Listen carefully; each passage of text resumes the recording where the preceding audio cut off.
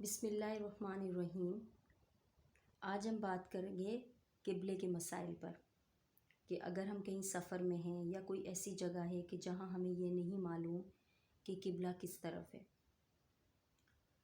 اگر قبلہ نامعلوم ہونے کی صورت میں جماعت سے نماز پڑھی جائے تو امام اور مقتدی سب کو اپنے غالب گمان پر عمل کرنا چاہیے، لیکن اگر کسی مقتدی کا غالب گمان امام کے خلاف ہوگا تو اس کی نماز اس امام کے پیچھے نہ ہوگی، اس لیے کہ وہ امام اس کے نزدیک غلطی پر ہے اور کسی کو غلطی پر سمجھ کر اس کی اقتداء جائز نہیں، لہٰذا ایسی صورت میں اس مقتدی کو تنہا نماز پڑھنا چاہیے جس کی طرف اس کا غالب گمان ہو۔ اگر ہمیں قبلہ نہیں معلوم اور جو ہے ہم کسی کی امامت کے پیچھے اگر نماز ادا کر رہے ہیں کہ جو امام صاحب ہیں ان کا جو گمان ہے کہ شاید اس طرف قبلہ ہے، اگر ہمیں اس پر یقین ہے، اس کے گمان پر ہمیں اعتبار ہے اور ہم اس کے گمان کو مانتے ہیں تو ہماری نماز ان کے پیچھے ہوگی، لیکن اگر ہمیں شک ہے کہ نہیں شاید یہ غلط کہہ رہے ہیں، یہ غلط سمجھے ہیں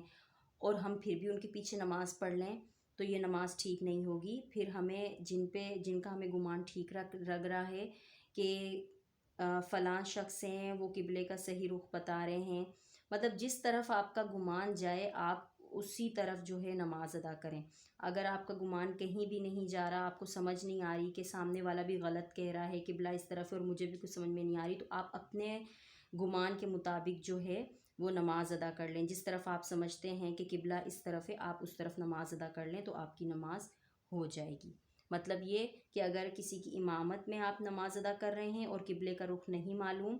تو جس طرف ان کا گمان ہوگا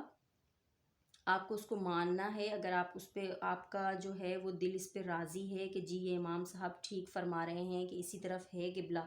تو آپ ان کے پیچھے نماز پڑھیں، لیکن اگر آپ کو ان پر نہیں ہے، آپ کو تھوڑا شک ہے